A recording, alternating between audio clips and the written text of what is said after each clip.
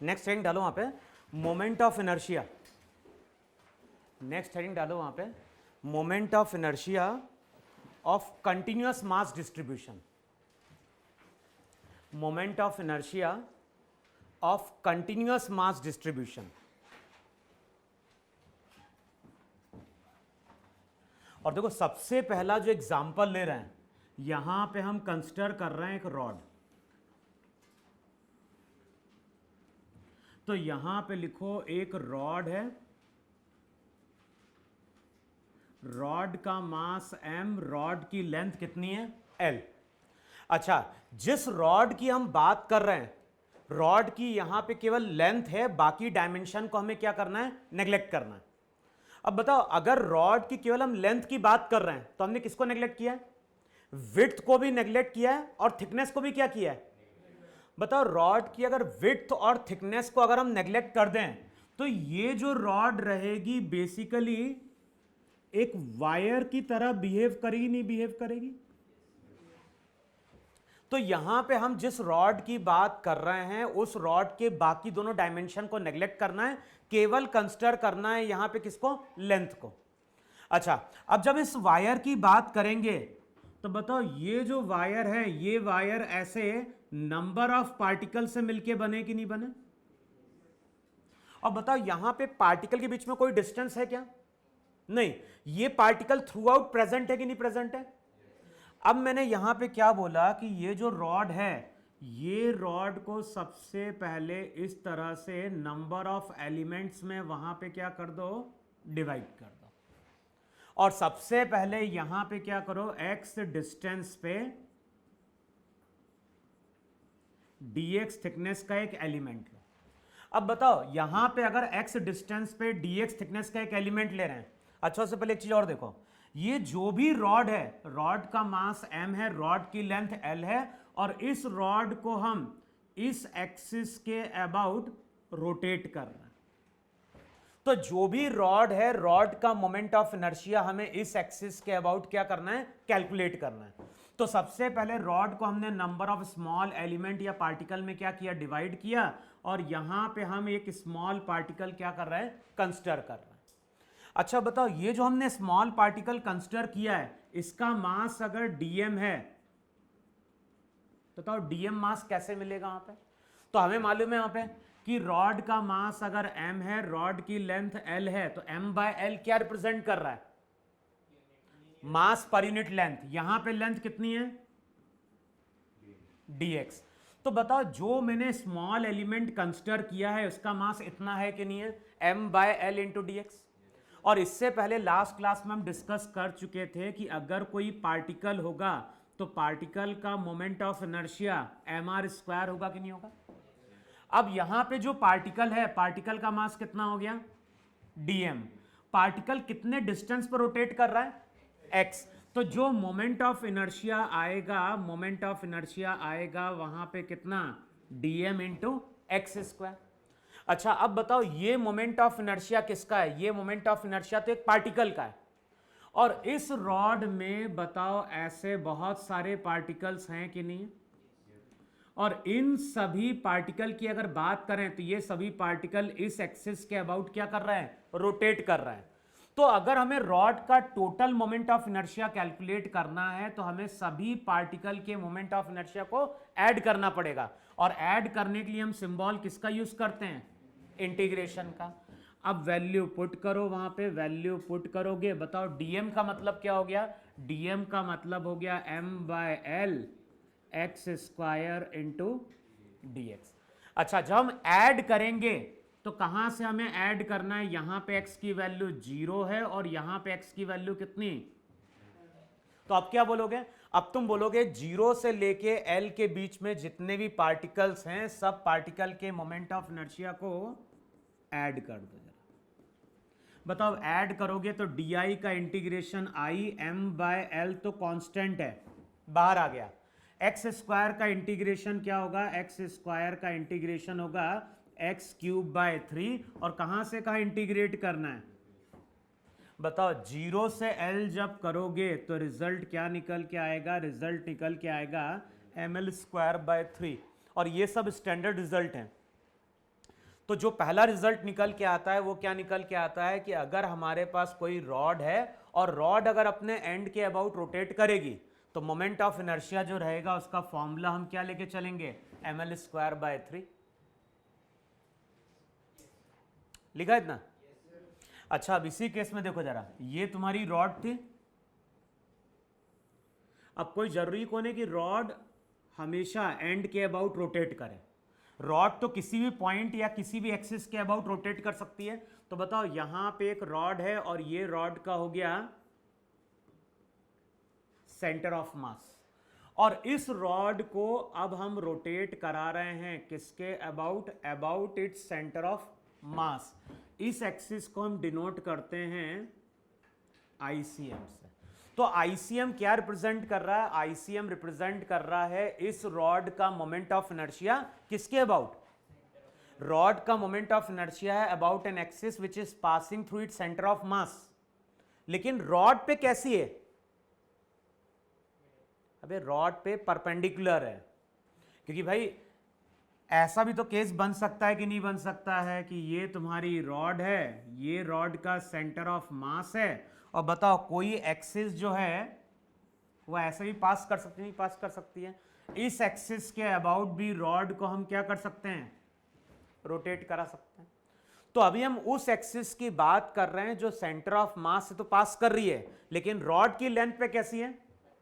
तो अगर बताओ मैं अगर इस तरह से एक एक्सिस लेता हूं तो देखो यार, इसके परपेंडिकुलर आती है कि नहीं आती है एक्सिस। अगर ये रॉड है, ये परपेंडिकुलर है कि नहीं है, इसके अबाउट हम रोटेट कर सकते हैं, ये भी परपेंडिकुलर है कि नहीं है। लेकिन अगर ऐसी एक्सिस लेंगे तो परपेंडिकुलर होगी क्या। तो ये जो मोमेंट ऑफ इनर्शिया कैलकुलेट करने जा रहे हैं, ये हम कैलकुलेट करने जा रहे हैं सेंटर ऑफ मास के अबाउट। सेंटर ऑफ मास कहां पे होता है, तो बताओ फिर से रॉड को ऐसे नंबर ऑफ स्मॉल एलिमेंट में डिवाइड करोगे कि नहीं डिवाइड करोगे। यहां पे x की वैल्यू 0 पकड़ना, तो यहां पे x की वैल्यू +L/2, यहां पे x की वैल्यू। अब चेक करो रॉड का मोमेंट ऑफ इनर्शिया कितना आएगा सेंटर ऑफ मास के अबाउट।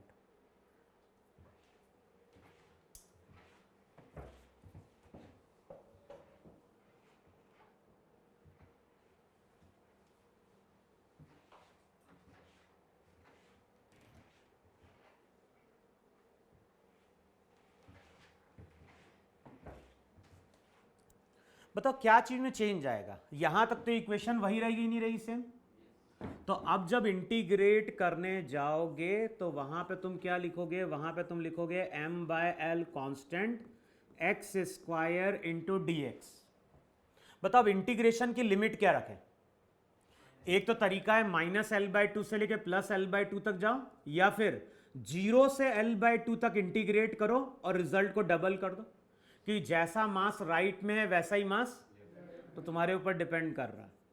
तो या तो -L/2 से लेके +L/2 तक इंटीग्रेट करो, या फिर 0 से L/2 तक इंटीग्रेट करो, रिजल्ट को वहां पे क्या कर दो, डबल कर दो।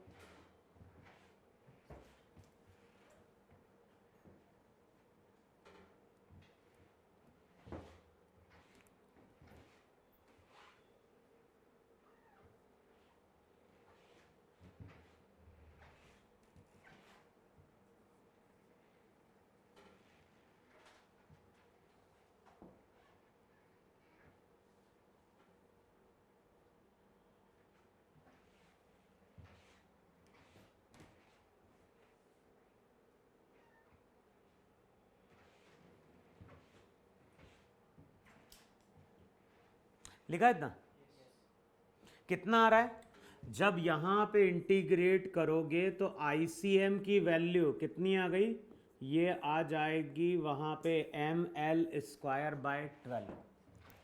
देखो आ रहा कि नहीं आ रहा, ये स्टैंडर्ड रिजल्ट है कि जब भी रॉड अपने सेंटर ऑफ मास के अबाउट रोटेट करेगी मोमेंट ऑफ इनर्शिया कितना, ml²/12।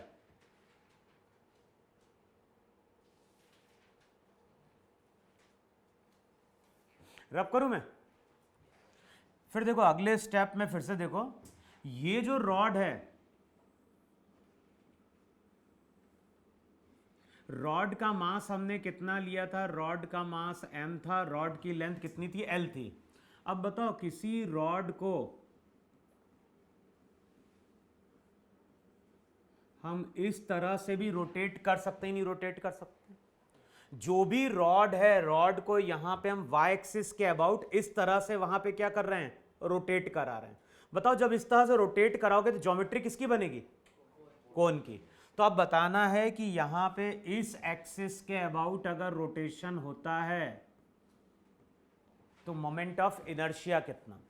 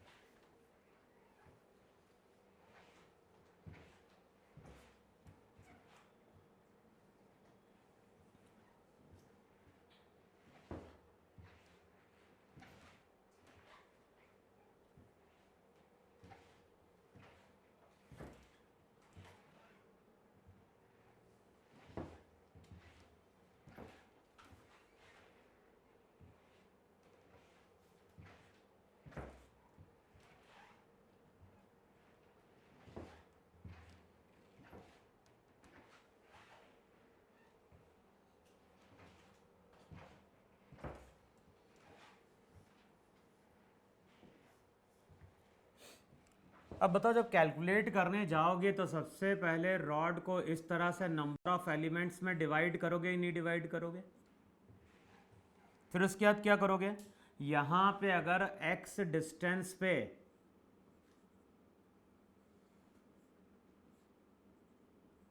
सबसे पहले dx लेंथ का एक एलिमेंट लो। अच्छा फिर से बताओ इस एलिमेंट का मास कितना होगा।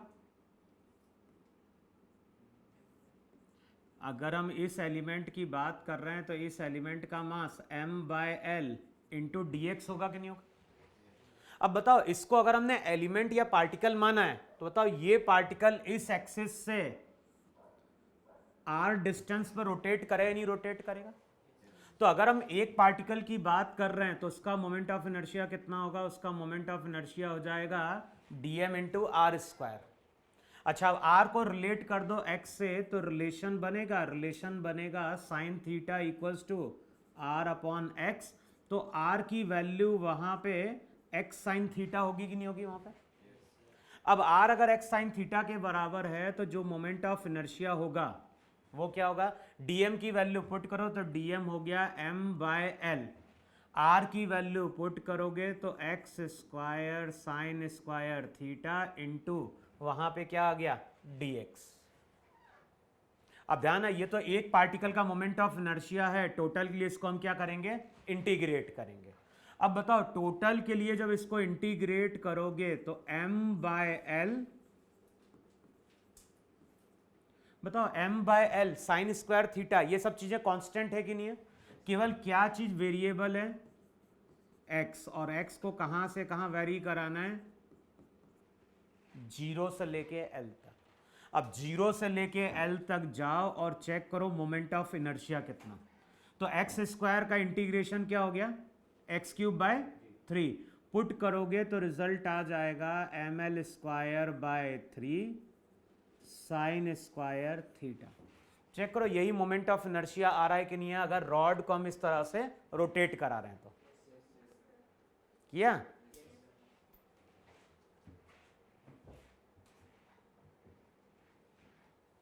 रब कर दो मैं से। अब नेक्स्ट लिखो वहां पे एक स्क्वायर शीट लिखो वहां पे, इस तरह से हमारे पास, तो यहां पे लिखो एक स्क्वायर शीट है।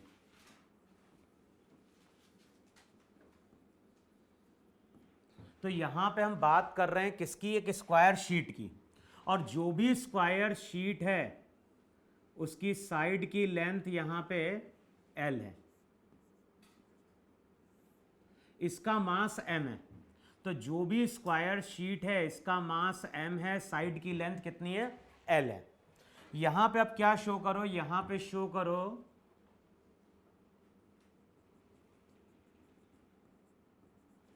ये हो गई तुम्हारी एक्स एक्सिस,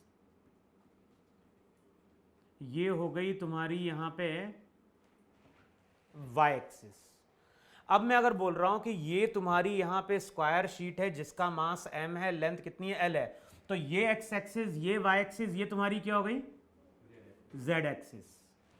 अब मैं क्या बोल रहा हूं, ये जो स्क्वायर शीट है, ये स्क्वायर शीट अपने इस y एक्सिस के अबाउट रोटेट कर रही है। जो भी स्क्वायर शीट है y एक्सिस के अबाउट रोटेट कर रही है, और हमें इस y एक्सिस के अबाउट मोमेंट ऑफ इनर्शिया क्या करना है, कैलकुलेट करना है।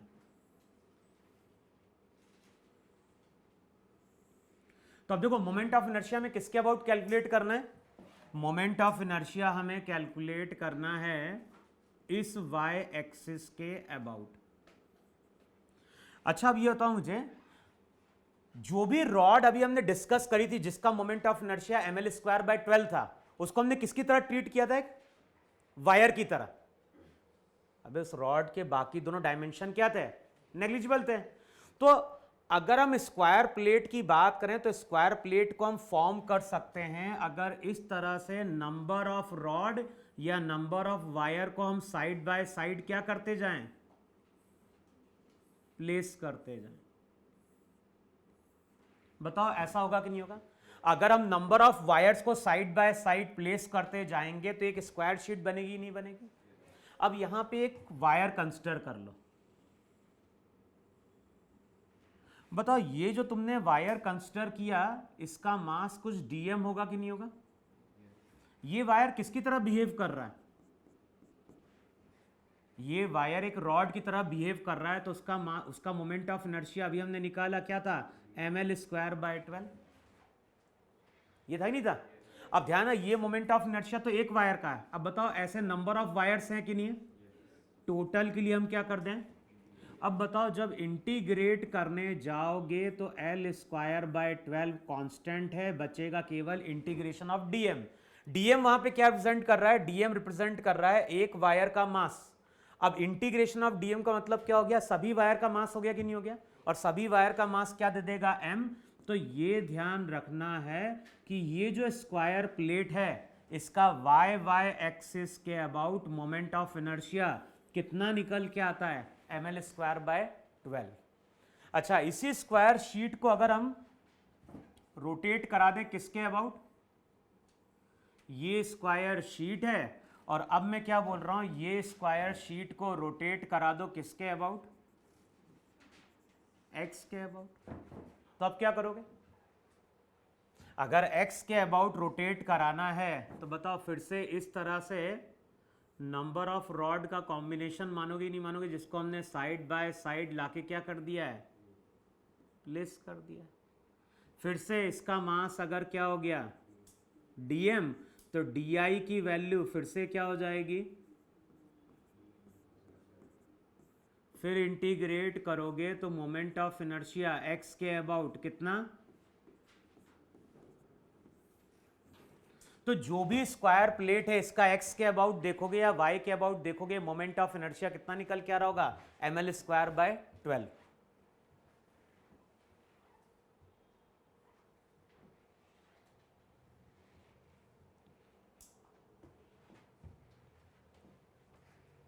रब करूं? अच्छा, ये जो डायग्राम है, इस डायग्राम को देख के बताओ कि अगर मान लो मैंने यहां पे एक रेक्टेंगुलर शीट कंसीडर करी, यहां पे हम क्या ले रहे हैं, एक रेक्टेंगुलर शीट ले रहे हैं। अब बताओ, ये रेक्टेंगुलर शीट अगर सेंटर ऑफ मास के अबाउट तो रोटेट कर रही है, ये सेंटर ऑफ मास है, ये तो किस पे परपेंडिकुलर है, एल पे ना। अब बताओ, इस एक्सिस के अबाउट मोमेंट ऑफ इनर्शिया क्या होगा? तो हम ऐसी रॉड्स कंसीडर करेंगे, नहीं कंसीडर करेंगे हॉरिजॉन्टल? तो यहां पे क्या लिखोगे, यहां पे तुम लिखोगे, अगर यही स्क्वायर प्लेट अगर इस एक्सिस के अबाउट रोटेट करती तो फिर यहां पे x के अबाउट जो मोमेंट ऑफ इनर्शिया लिखा जाता, वो mv²/12 लिखा जाता, नहीं लिखा जाता? एक्सिस जिस साइड पे परपेंडिकुलर होगी उसका हम स्क्वायर ले लेंगे वहां पे।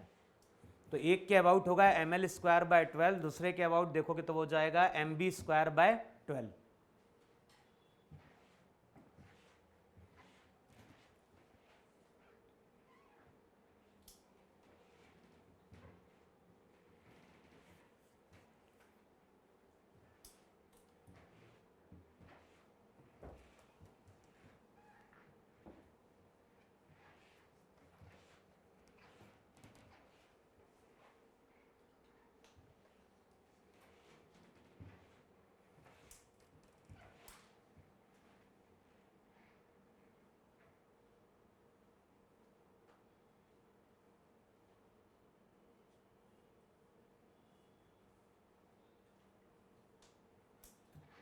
लिख लिया इतना? फिर देखो नेक्स्ट हेडिंग डालो वहां पे, कंसिडर करो यहां पे एक रिंग। तो जो ऑब्जेक्ट है, ऑब्जेक्ट यहां पे हम कंसिडर कर रहे हैं रिंग, रिंग का मास m है, रेडियस कितना है r। तो यहां पे अगले स्टेप में हम ले रहे हैं रिंग, और यहां पे एक एक्सिस लो जरा, इस एक्सिस की बात कर रहे हैं। बताओ ये एक्सिस कहां से पास कर रही है? अगर हम इस एक्सिस की बात कर रहे हैं तो ये एक्सिस कहां से पास कर रही है? सेंटर से, है कि नहीं? अच्छा, अब ये एक्सिस सेंटर ऑफ मास से तो पास कर रही है, लेकिन प्लेन पे कैसी है? परपेंडिकुलर है। तो अब हम क्या कैलकुलेट करने जा रहे हैं? रिंग का मोमेंट ऑफ इनर्शिया कैलकुलेट करने जा रहे हैं about an axis which is passing through its centre of mass and perpendicular to its plane. तो बेसिकली ये z एक्सिस होगी कि नहीं होगी? अगर इसको हम x बोल रहे हैं, इसको y बोल रहे हैं, तो हम मोमेंट ऑफ इनर्शिया कैलकुलेट करने जा रहे हैं अबाउट z एक्सिस। अच्छा, मोमेंट ऑफ इनर्शिया कैलकुलेट कर रहे हैं तो कैसे कैलकुलेट करोगे? ये रिंग भी नंबर ऑफ पार्टिकल से मिलकर बना है कि नहीं बना? इस तरह से नंबर ऑफ पार्टिकल्स हैं कि नहीं है? यहां पे एक पार्टिकल लो जरा, इस पार्टिकल का मास dm।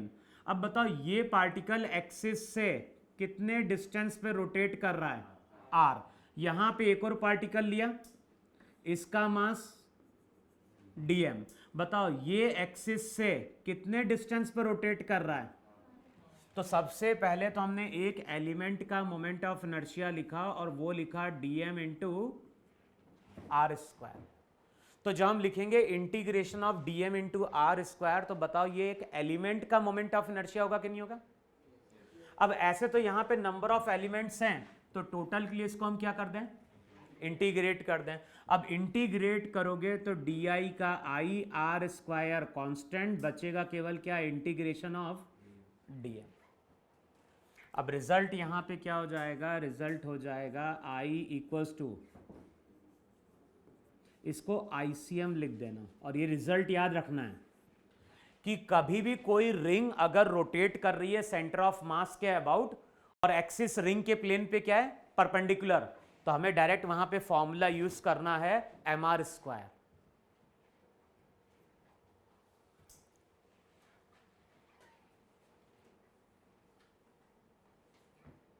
लिख लिया इतना? अब इसमें चेंज करो, अगले स्टेप में अब कर रहा हूं मैं। रिंग के बाद नेक्स्ट जो ऑब्जेक्ट ले रहे हैं, वो ऑब्जेक्ट ले रहे हैं हम एक डिस्क। तो यहां पे फिर से डायग्राम ड्रॉ करो। अब यहां पे हम बात कर रहे हैं डिस्क की, डिस्क का मास m है, डिस्क का रेडियस कितना है? r है। अब यहां पे फिर से हमने एक एक्सिस ली। बताओ ये एक्सिस कहां से पास कर रही है? अगेन यहां पे हम एक एक्सिस ले रहे हैं, ये एक्सिस पास कर रही है रिंग के डिस्क के सेंटर ऑफ मास से, लेकिन डिस्क के प्लेन पे क्या है? परपेंडिकुलर है। तो अब हमें इमेजिन करना है कि ये डिस्क अगर इस एक्सिस के अबाउट रोटेट करेगी तो मोमेंट ऑफ इनर्शिया कितना? और बताओ अगर हम डिस्क की बात करें तो ये जो डिस्क रहेगी, बताओ किससे मिलके बनी है? अगर हम इस डिस्क की बात करें तो ये डिस्क ऐसे नंबर ऑफ रिंग का कलेक्शन है कि नहीं? और जो भी रिंग रहेगी उस रिंग का हमने मोमेंट ऑफ इनर्शिया का फॉर्मूला भी क्या डिराइव किया, mr स्क्वायर। तो अब क्या करना है, सबसे पहले तो हम यहां पे कैलकुलेट करेंगे सिग्मा। सिग्मा का मतलब क्या था, सिग्मा का मतलब था मास पर यूनिट एरिया। तो मास कितना, m, कितने एरिया पे डिस्ट्रीब्यूटेड है, तो बताओ ये मास पर यूनिट एरिया हो गया कि नहीं हो गया। अब अगले स्टेप में क्या करना है, अगले स्टेप में वहां पे एक रिंग कंसिडर करनी है, कितने रेडियस की, और जिस रिंग की हम बात कर रहे हैं इसकी यहां पे क्या होगी, कुछ थिकनेस भी होगी कि नहीं होगी। तो सबसे देखो, जब भी हम रिंग काटेंगे तो रिंग की कुछ ना कुछ तो वहां पे क्या होगी, थिकनेस रहेगी। तो यहां पे हमने रिंग का रेडियस r लिया, इसकी थिकनेस कितनी ली, dr ली। अच्छा, अब मैं अगर बोल रहा हूं कि इस रिंग का मास कितना है, dm, तो मास वहां पे यही होगा कि नहीं होगा, सिग्मा इंटू एरिया। भाई डेंसिटी इंटू एरिया क्या दे देगा, वो दे देगा इस रिंग का मास। और ध्यान है मास यहां प्रेजेंट है पूरे इस जगह पे। बताओ इसी जगह मास प्रेजेंट है कि नहीं प्रेजेंट है। अच्छा, अब एरिया कैसे कैलकुलेट करेंगे, तो एरिया कैलकुलेट करने के लिए इमेजिन करो कि रिंग को हमने कट कर दिया और इस तरह से स्ट्रेट कर दिया। तो बताओ रिंग को जब इस तरह से कट करके स्ट्रेट करोगे तो लेंथ यहां पे क्या हो जाएगी, लेंथ हो जाएगी 2 पाई r और थिकनेस dr होगी कि नहीं होगी। तो अगर हम मास की बात कर रहे हैं तो मास जो रहेगा वो हो जाएगा सिग्मा, सिग्मा कितना हो गया, m upon pi r square, और एरिया क्या हो जाएगा, एरिया हो जाएगा वहां पे 2 पाई r इंटू डी आर। पाई से पाई कैंसल आउट हो गया, तो जो भी मास रहेगा dm वो कितना हो जाएगा, वो हो जाएगा 2m upon R square into D R. देखो है कि नहीं है वहां पे, तो रिजल्ट वहां पे हो जाएगा 2mr upon R square into D R. बताओ ये रिंग का मास है कि नहीं, रिंग का रेडियस कितना है r, तो इस रिंग का जो मोमेंट ऑफ इनर्शिया रहेगा वो di रहेगा। di की वैल्यू क्या होगी, dm इंटू, अब पुट कर दो dm की वैल्यू, तो dm की वैल्यू हो जाएगी 2m upon R square, R square into R, ये क्या दे देगा,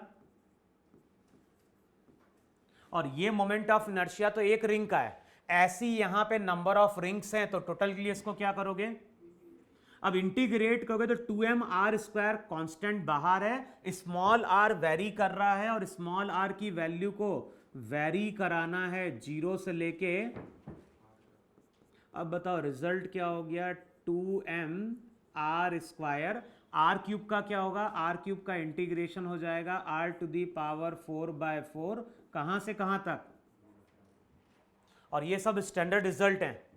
अब बताओ स्टैंडर्ड रिजल्ट क्या निकल के आता है, स्टैंडर्ड रिजल्ट निकल के आता है कि डिस्क अगर रोटेट कर रही है अबाउट इट्स सेंटर ऑफ मास, तो फॉर्मूला वहां पे लेना है mr²/2। रिंग का हम लेते हैं mr², डिस्क का हम वहां पे क्या लेते हैं mr²/2।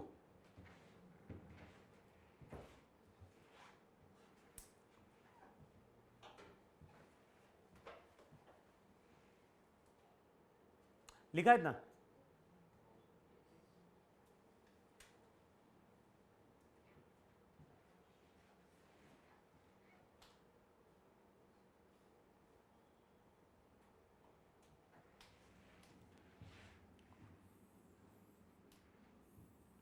अब कैलकुलेट करके देखो, इस तरह क्वेश्चन जेई में आ चुका है। क्वेश्चन में क्या बोलता है, क्वेश्चन में बोलता है कि रिंग का रेडियस कितना है r।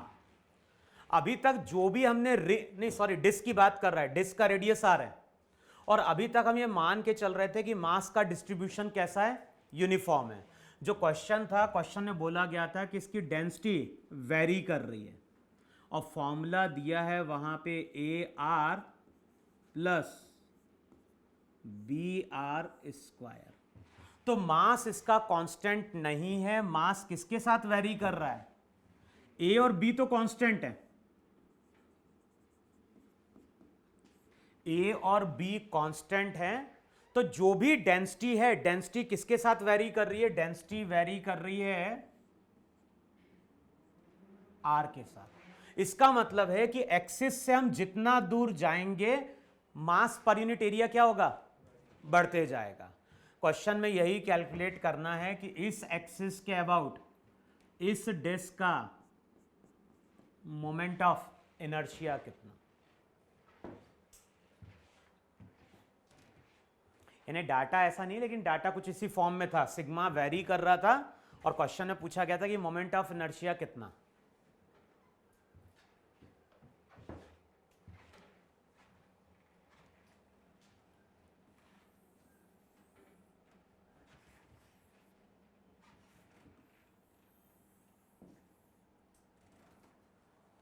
बोलो क्या करोगे वहां पे? केवल क्या चीज में चेंज आएगा? जब मास कैलकुलेट करने जाओगे तो सिग्मा की जगह तुम्हें केवल क्या पुट करना है? ए आर प्लस, और एरिया क्या था? 2 पाई आर इंटू क्या हो गया? D R. केवल वहां पे हमें सिग्मा की वैल्यू पुट करनी थी और कुछ नहीं करना था। अब मोमेंट ऑफ इनर्शिया क्या होगा? मोमेंट ऑफ इनर्शिया हो जाएगा D I equals to D M into R square. अब डी एम की वैल्यू पुट कर दो, डी एम कितना हो गया? 2 pi A R plus B R square, यहां पे आर, यहां पे आर स्क्वायर। चेक करो ये बन रहा है कि नहीं बन रहा। आप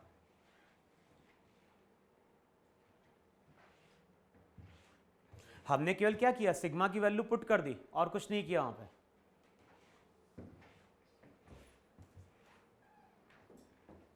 अब टोटल के लिए क्या करें? इसको इंटीग्रेट करें। तो टोटल के लिए अब इसको कहां से कहां इंटीग्रेट करें? तो स्मॉल आर वेरी कर रहा है 0 से लेके, अब क्या चीज कांस्टेंट है? 2 पाई कांस्टेंट है, अंदर जाएगा ए, ये हो गया R to the power 4, R to the power 4 का होगा R to the power 5/5 plus B R to the power 5 का हो जाएगा आर टू दी पावर 6/6। कहां से कहां इंटीग्रेट कर दो? 0 से लेके आर तक। तो यही हमारा क्या है? मोमेंट ऑफ इनर्शिया है। किसका? इस डिस्क का।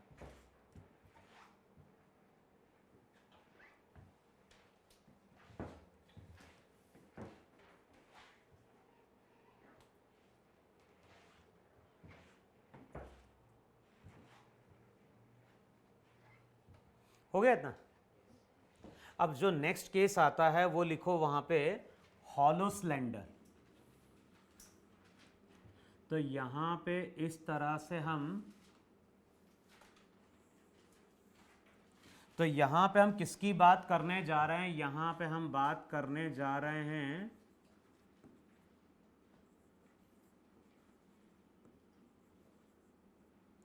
जो भी हॉलो सिलेंडर है उसका मास कितना दिया है? m, रेडियस कितना दिया है? r। अच्छा, अब ये जो हॉलो सिलेंडर है ना,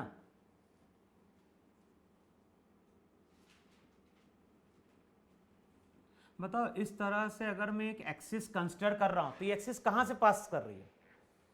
ये एक्सिस सिलेंडर की लेंथ के अलोंग तो है, लेकिन ये सिलेंडर के सेंटर ऑफ मास से पास करेगी नहीं पास करेगी? अब ये जो सिलेंडर है, ये सिलेंडर अपनी इस एक्सिस के अबाउट रोटेट करता है। तो हमें कैलकुलेट क्या करना है? हमें कैलकुलेट करना है वहां पे मोमेंट ऑफ इनर्शिया। अच्छा, अब ये बताओ, अगर मुझे हॉलो सिलेंडर बनाना है तो हॉलो सिलेंडर बनाने के लिए क्या करेंगे? नंबर ऑफ रिंग को एक के ऊपर एक क्या करते जाओ। अब बताओ, रिंग को अगर एक के ऊपर एक प्लेस करते जाओगे तो सिलेंडर बन जाएगा नहीं बन जाएगा? जिसकी कुछ लेंथ भी रही होगी। अब ये लेंथ, अगर तुम लेंथ को यूज करें, लेंथ की जरूरत नहीं पड़ेगी ऐसे वहां पे। अब क्या करो, यहां पे इस तरह से एक रिंग कंसीडर कर लो।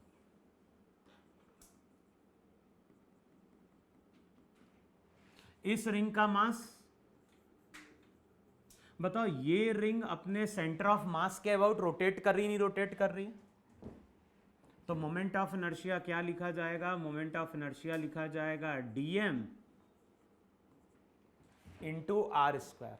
देखो यही मोमेंट ऑफ इनर्शिया होगा कि नहीं होगा? dm into R square. ये तो किसका मोमेंट ऑफ इनर्शिया मैंने लिखा है वहां पे? एक रिंग का। और बताओ ऐसे यहां पे अगर देखोगे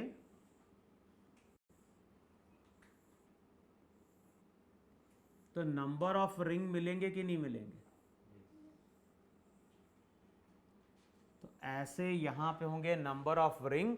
टोटल के लिए हम क्या करेंगे? टोटल के लिए इसको हम, अब बताओ इंटीग्रेट करोगे तो आर स्क्वायर तो कांस्टेंट बचेगा, केवल क्या? Integration of DM. डीएम यहां पे एक रिंग का मास है, इंटीग्रेशन ऑफ डीएम क्या दे देगा? एम। तो जो भी मोमेंट ऑफ इनर्शिया निकल के आता है वो निकल के आता है एम आर स्क्वायर। इसका मतलब है कि जो रिंग का मोमेंट ऑफ इनर्शिया रहेगा वही किसका होगा? हॉलो सिलेंडर का। अब अगले स्टेप में इसी को केवल चेंज कर दो, जो हॉलो है उसको वहां पे बना दो सॉलिड। अब बताओ केवल क्या चेंज आएगा? सॉलिड सिलेंडर फॉर्म होता है जब एक के ऊपर हम एक किसको प्लेस करते जाएंगे? डिस्क को। तो ये जो एलिमेंट रहेगा, इस एलिमेंट को अब तुम क्या कंसीडर करना? डिस्क। अब बताओ इसको अगर तुम डिस्क मान लोगे तो केवल क्या चेंज आएगा? M R square by 2 integrate कर दो। तो जो डिस्क का होगा बताओ वही सॉलिड सिलेंडर का भी होगा कि नहीं होगा? तो सॉलिड सिलेंडर का मोमेंट ऑफ इनर्शिया आता है कितना? M R square by 2।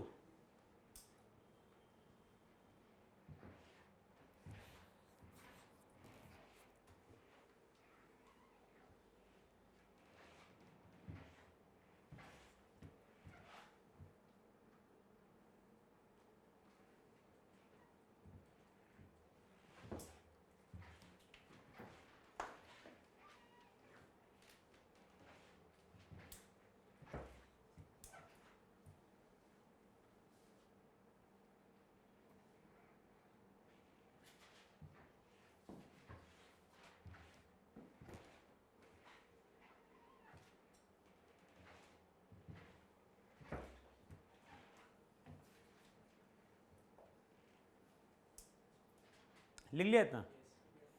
अब नेक्स्ट हेडिंग डालो वहां पे, मोमेंट ऑफ इनर्शिया हम कैलकुलेट करने जा रहे हैं किसके लिए? एक हॉलो शेल के लिए। तो यहां पे हम कंसीडर कर रहे हैं एक शेल, और जो भी शेल है, शेल का मास m है, रेडियस कितना है? r है। तो नेक्स्ट डायग्राम ड्रॉ करो कि यहां पे शेल, शेल का मास m, शेल का रेडियस r, और जो भी शेल है वो शेल अपनी इस एक्सिस के अबाउट क्या कर रहा है? रोटेट कर रहा है। अब बताओ शेल जब अपनी इस एक्सिस के अबाउट रोटेट करेगा तो यहां पे हम बात करेंगे किसकी? मोमेंट ऑफ इनर्शिया की। अच्छा, ये एक्सिस कहां से पास कर रही है? ध्यान ना, इसको हम आईसीएम बोलेंगे।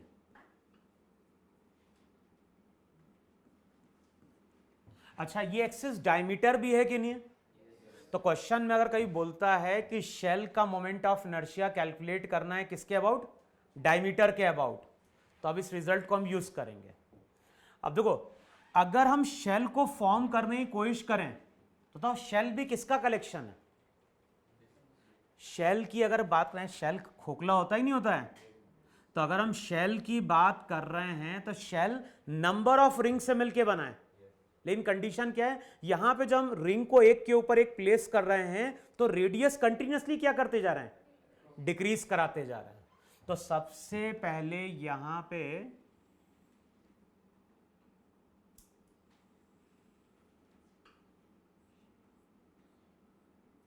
इस तरह से एक रिंग कंसीडर करो। डायग्राम अगर देखोगे, थोड़ा एनलार्ज करोगे तो ऐसा बनेगा डायग्राम।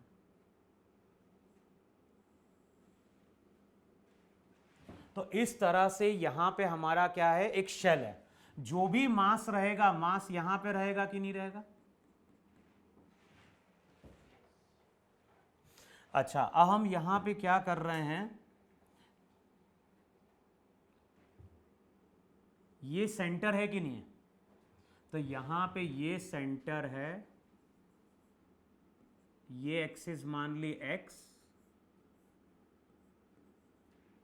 तो हमने जो भी रिंग कंसिडर करी है वो कितने एंगल पे कंसिडर करी है, वो हमने कंसिडर करी है एट एन एंगल थीटा पे।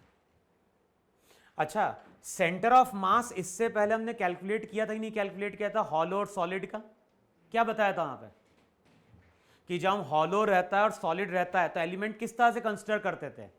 हॉलो में बताया था कि हम मास, सरफेस के मास को नेग्लेक्ट नहीं कर सकते, तो जो भी हम लेंथ लेते थे वो इस तरह से स्लांट लेंथ डीएल लेते थे ही नहीं लेते थे वहां पे, और ये जो डीएल लेंथ मैंने कंसिडर करी होगी वो इस तरह से एक एंगल भी कंसिडर, एंगल भी फॉर्म कर रही होगी, और वो एंगल वहां पे डी थीटा होगा कि नहीं होगा। तो हमने यहां पे एक एलिमेंट लिया है जिसकी लेंथ डीएल है, और ये जो है ये एंगल कितना सबस्टेंड कर रही है, ये एंगल सबस्टेंड कर रही है वहां पे कितना, डी थीटा। अब बताओ तुम मुझे यहां पे इसका मास कितना। देखो शेल की जब हम मास, शेल की जब हम बात कर रहे हैं तो मास कहां पे, अबे शेल की जब हम बात करते हैं तो मास सरफेस पे है कि नहीं है, तो सबसे पहले कैलकुलेट करो डेंसिटी। डेंसिटी क्या होगी, मास अपॉन एरिया। एरिया क्या हो गया बताओ, ये सिग्मा है कि नहीं है वहां पे। अब हमें कैलकुलेट क्या करना है, हमें कैलकुलेट करना है इस एलिमेंट का मास, और ध्यान ना मास सरफेस पे, और मैंने बोला था कि हॉलो के केस में हम एरिया को नेग्लेक्ट नहीं कर सकते, तो इस तरह से हम डीएल लेंथ लेते थे। इसका भी कुछ रेडियस होगा कि नहीं होगा यहां से यहां तक का, तो ये रेडियस मान लो स्मॉल आर, देखो है कि नहीं वहां पे। अच्छा अब बताओ इसका मास कितना आएगा वहां पे, अगर हम इसका मास कैलकुलेट करेंगे तो मास हो जाएगा सिग्मा इंटू एरिया। अब बताओ एरिया जो रहेगा उसको हम ऐसा लिख सकते हैं क्या, 2πr इंटू डीएल अप्रोक्सीमेटली। भाई डीएल लेंथ बहुत स्मॉल है, तो हम 2πr को मल्टीप्लाई कर दें किससे, डीएल से। अच्छा डीएल को हम डी थीटा से रिलेट कर सकते हैं, नहीं रिलेट कर सकते हैं। थीटा इक्वल्स टू क्या होता है, थीटा इक्वल्स टू होता है आर्क अपॉन रेडियस। तो यहां पे जब तुम पुट करने जाओगे तो सिग्मा की वैल्यू हो जाएगी m upon 4πr², 2πr। DL का मतलब क्या हो गया, तो जो भी मास आएगा DM, pi pi cancel out होगा कि नहीं कैंसिल आउट होगा, रिजल्ट हो जाएगा M R upon 2r D theta. Check करो जरा सही लिखा है कि नहीं लिखा आप,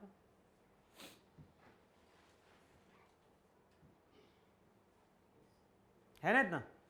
अच्छा मैंने वहां पे बताया था सेंटर ऑफ मास में कि अगर एलिमेंट ऐसा है, और मान लो अगर हम गलती से इस तरह से कंसिडर करते हैं कि यहां पे y डिस्टेंस, और y डिस्टेंस पे हम इस तरह से एक एलिमेंट ले रहे हैं, मान लो इसका कुछ रेडियस भी है r। अब बताओ अगर मैं यहां पे इस एलिमेंट का एरिया लिखता हूं,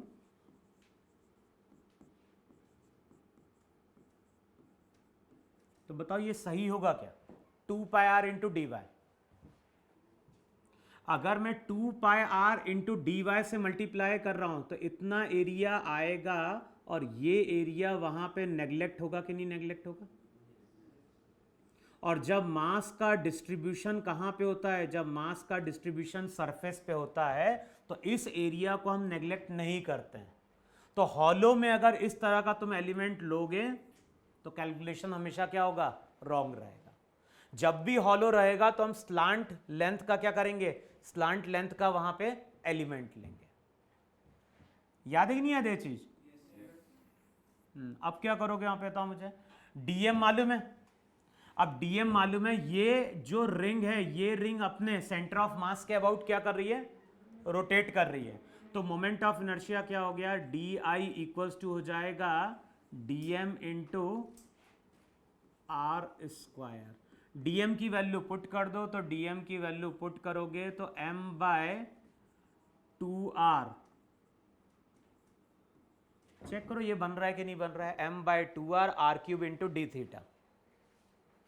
अच्छा अब चेक करो स्मॉल r और थीटा में कुछ रिलेशन है क्या, ये बताओ तुम मुझे, स्मॉल r और थीटा में रिलेशन है क्या। अबे ये एंगल तो स्मॉल है, ये एंगल अगर थीटा होगा तो ये भी अप्रोक्सीमेटली क्या होगा, तो अप्रोक्सीमेशन अगर लोगे तो क्या बनेगा रिजल्ट वहां पे, बताओ कॉस थीटा क्या देगा, कॉस थीटा देगा बेस अपॉन,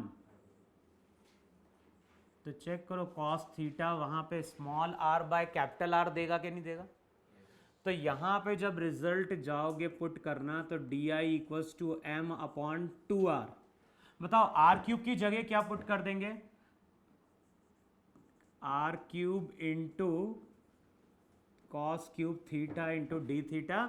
अगले स्टेप में ये रिजल्ट हो जाएगा M R square by 2। Cos cube theta को क्या लिख सकते हैं, cos square theta into cos theta, cos square theta को लिख दो वहां पे 1 minus sine square theta into cos theta into D theta. Total के लिए वहां पे इसको क्या करना है, इंटीग्रेट करना है। देखो ऐसा लिखोगे नहीं लिखोगे। अब थीटा की वैल्यू बताओ कहां से कहां लेके जाए, यहां पे थीटा की वैल्यू कितनी होगी, और जब यहां पहुंच जाओगे तो हम इसको बोल सकते हैं 0 से लेके पाई बाय 2 तक वहां पे क्या करो, इंटीग्रेट करो। अच्छा जितना मोमेंट ऑफ इनर्शिया ऊपर वाले का मिलेगा उतना ही मोमेंट ऑफ इनर्शिया किसका मिलेगा, तो इस रिजल्ट को हम क्या कर दें, तो 2 से 2 वहां पे क्या हो गया, कैंसिल आउट हो गया, आई इक्वल्स टू क्या हो गया, आई इक्वल्स टू हो गया एम आर स्क्वायर। अब करके देखो जरा, साइन थीटा को टी मान लो जरा,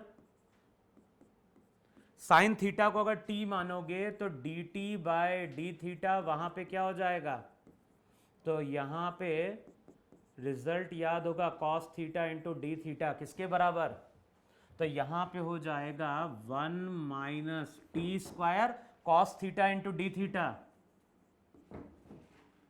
देखो है कि नहीं इतना वहां पे। फिर अब क्या करोगे वहां पे, अब वहां पे अगर जाओगे इंटीग्रेट कर रहे होगे तो आई की वैल्यू कितनी, M R square, D T अंदर जाएगा तो इसका इंटीग्रेशन टी स्क्वायर का, टी का मतलब वहां पे क्या था,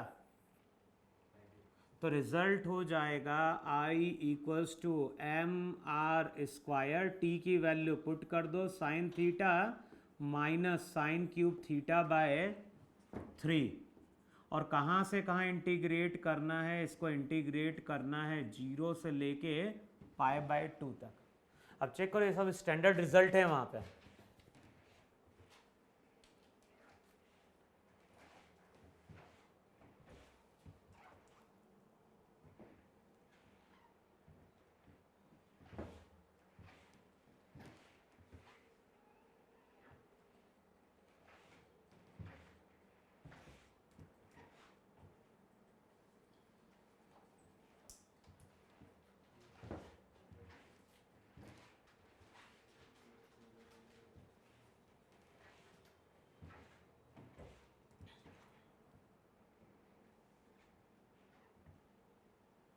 कितना है बताओ मुझे, साइन 91, यहाँ पे 1 माइनस 1/3, बाद में वहाँ पे 0 पुट करोगे पूरी टर्म 0 हो जाएगी। तो चेक करो जो हॉलो जो भी शेल रहता है, शेल का सेंटर ऑफ मास के about moment of inertia 2/3 M R square है कि नहीं है वहाँ पे। अब मैंने यहां पे कैलकुलेट किया है किसका, शेल का। अब कैलकुलेट करके देखो सॉलिड स्फीयर का, अगर सॉलिड स्फीयर डायमीटर के अबाउट रोटेट करेगा तो मोमेंट ऑफ इनर्शिया क्या होगा,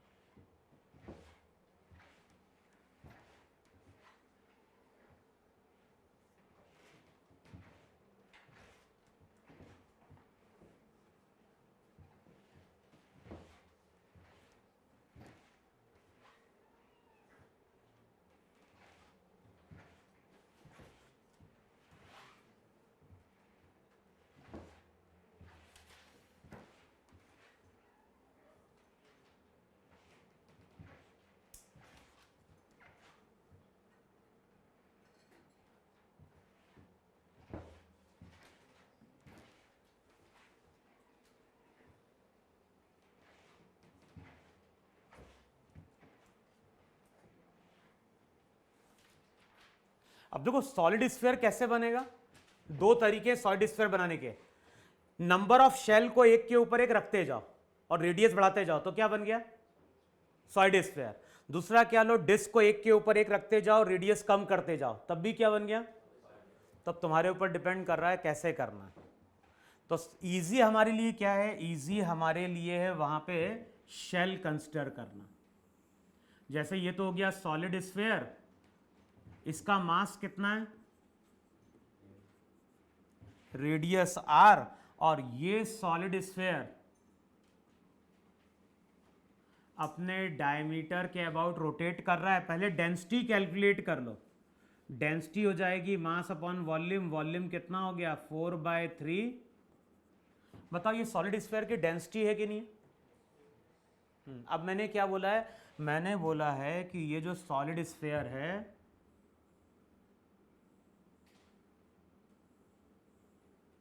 बताओ ये इस तरह से नंबर ऑफ शेल से मिलके बना है कि नहीं बना है। ये जो सॉलिड स्फीयर है, ये solid sphere number of shell का कलेक्शन है, और शेल का मोमेंट ऑफ इनर्शिया ऑलरेडी हम क्या कर चुके हैं, कैलकुलेट कर चुके। करो, कैसे कैलकुलेट करोगे।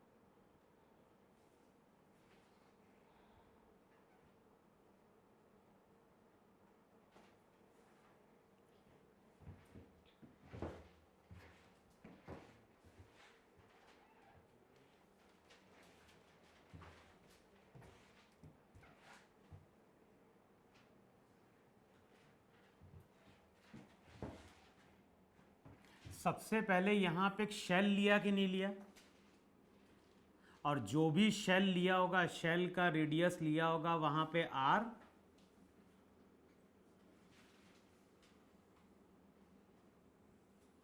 अब बताओ इस शेल की कुछ थिकनेस भी होगी कि नहीं होगी, डी आर। अगर हमने यहां पे एक शेल कंसिडर किया है जिसका रेडियस आर, तो उसकी कुछ थिकनेस भी वहां पे क्या होगी, डी आर। पहले कैलकुलेट करता हूं इसका मास कितना। जो भी मास रहेगा, मास किस साइड प्रेजेंट है, मास केवल इस साइड प्रेजेंट है।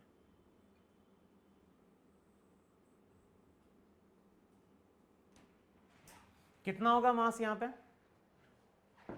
बोलो। जो भी मास होगा, मास डेंसिटी इंटू वॉल्यूम होगा। ये वॉल्यूम कितना, ये वाला volume,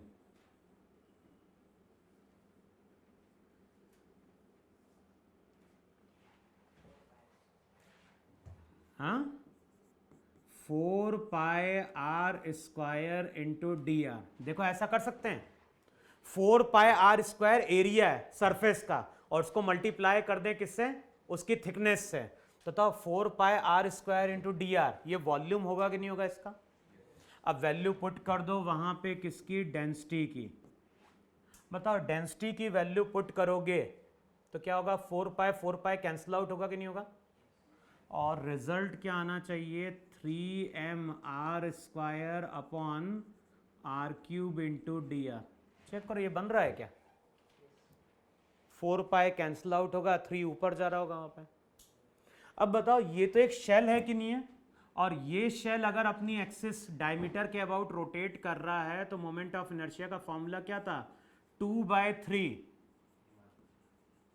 dm into R square. dm की वैल्यू पुट कर दो, 3 कैंसिल आउट होगा कि नहीं कैंसिल आउट होगा, हाँ, और रिजल्ट आ रहा होगा 2m upon R cube r to the power 4 into D R. इसको अब इंटीग्रेट कर दो। अब बताओ स्मॉल आर कहाँ से कहाँ वेरी कर रहा होगा, तो स्मॉल आर वेरी कर रहा होगा 0 से लेके कैपिटल आर तक।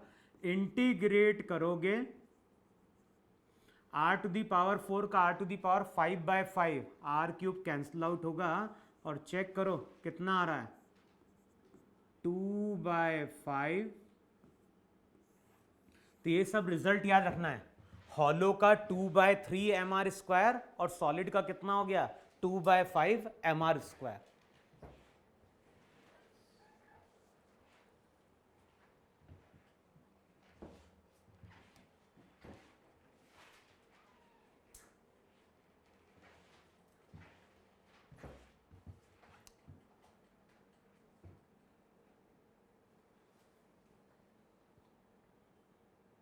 तो पीछे लिख रहा है क्या कर रहा है, लिख लिया,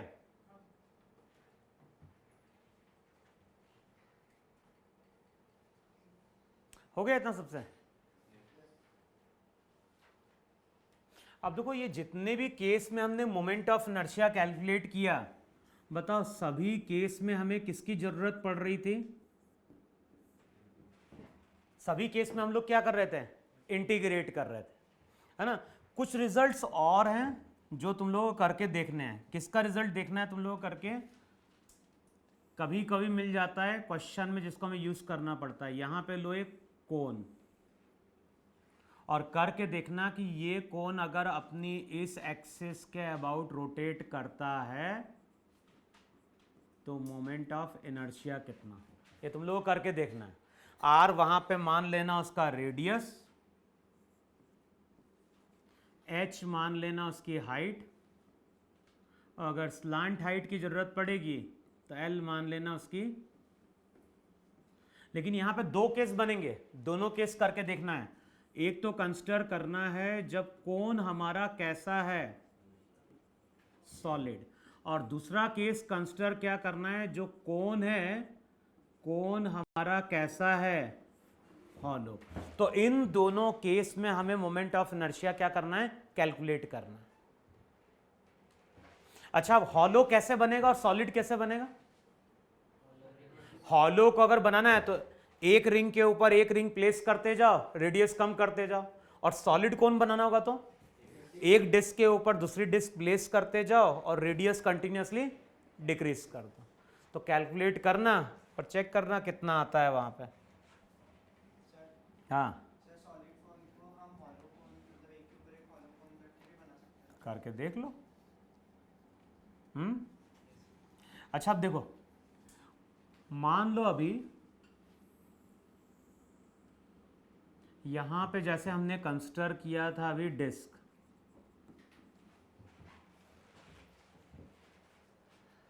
अच्छा अभी हमने डिस्क का मोमेंट ऑफ इनर्शिया किसके अबाउट कैलकुलेट किया था, अभी हमने डिस्क का मोमेंट ऑफ इनर्शिया कैलकुलेट किया था उस एक्सिस के अबाउट जो परपेंडिकुलर थी प्लेन पे और सेंटर ऑफ मास से पास कर रही थी। अब कोई जरूरी कौन है कि डिस्क हमेशा ऐसा रोटेट करेगी, हो सकता है कि कभी ये डिस्क ऐसी रोटेट कर, तो ये एक्सिस कौन सी हो गई, डायमीटर। तो अब जो डिस्क है वो डायमीटर के अबाउट क्या कर रही है, रोटेट कर रही है।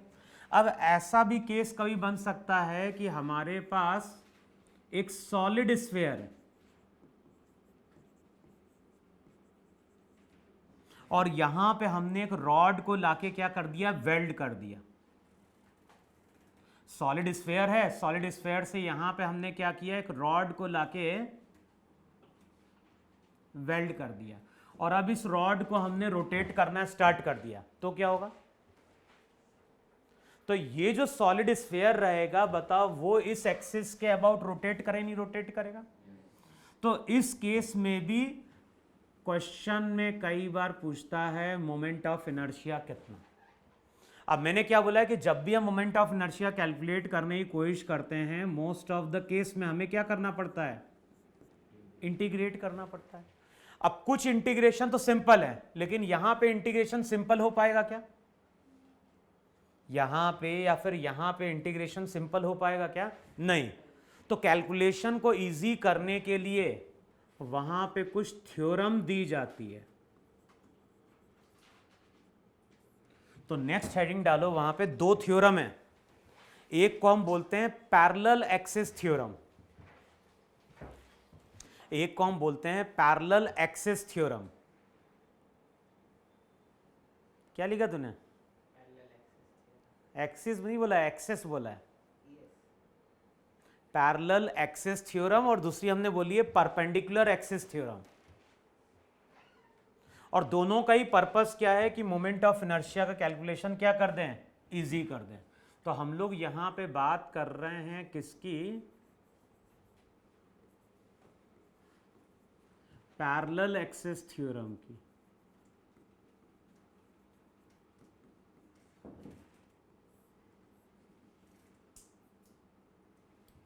सही लिखा ही नहीं लिखा यहां पे, अरे तुम लोग तो पूछ रहे हैं। एक तो होता है एक्सिस, होती कि नहीं होती है, और मैंने क्या लिखा है, तो क्या लिखे वहां पे, एक्सिस लिखे हैं एक्सेस लिखे हैं।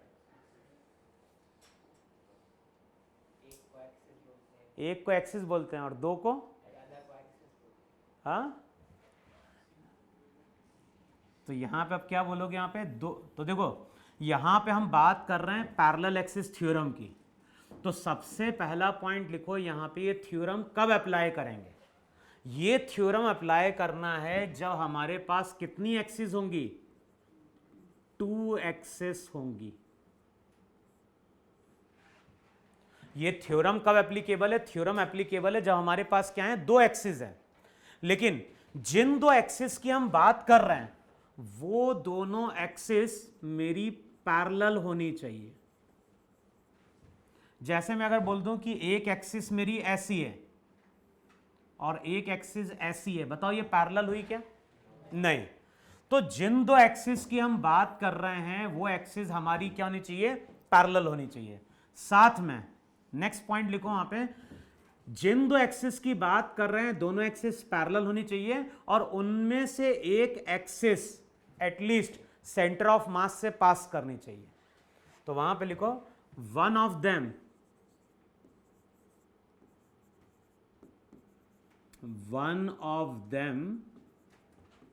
passes through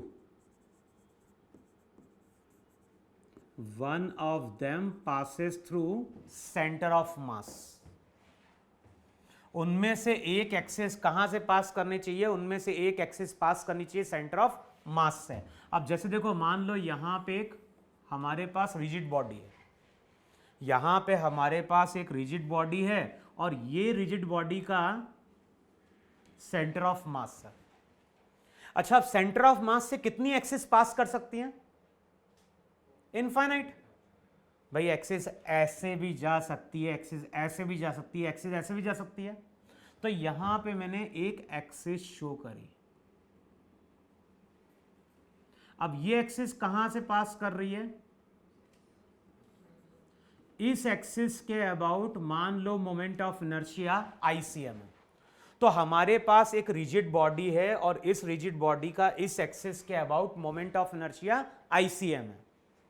अच्छा, अब मैं यहां पे क्या कर रहा हूं, एक पॉइंट ले रहा हूं, इस पॉइंट से मैं एक्सिस पास करा रहा हूं।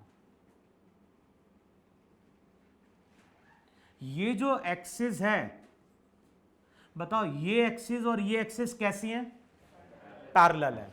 मान लो दोनों के बीच का डिस्टेंस कितना है, d। अब यही रिजिड बॉडी अगर इस एक्सिस के अबाउट रोटेट कर रही है, यही रिजिड बॉडी अगर इस एक्सिस के अबाउट रोटेट करेगी, तो मोमेंट ऑफ इनर्शिया कितना होगा। तो ये थ्योरम क्या बोलती है, थ्योरम बोलती है कि जिस एक्सिस के अबाउट हमें मोमेंट ऑफ इनर्शिया कैलकुलेट करना है, उसका फॉर्मूला दिया जाता है I इक्वल्स टू ICM। तो जिन दो एक्सिस की बात कर रहे हैं उनमें से एक एक्सिस सेंटर ऑफ मास से पास कर रही है और दूसरी एक्सिस के अबाउट अगर मोमेंट ऑफ इनर्शिया I है तो रिलेशन होता है I equals to ICM plus MD square. और ध्यान रखना है D वहां पे क्या है, D वहां पे परपेंडिकुलर डिस्टेंस है। अगर हम D की बात करें तो D क्या रिप्रेजेंट कर रहा है, D रिप्रेजेंट कर रहा है परपेंडिकुलर डिस्टेंस।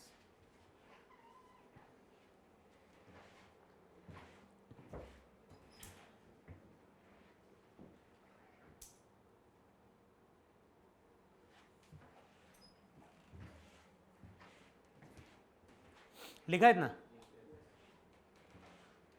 अब देखो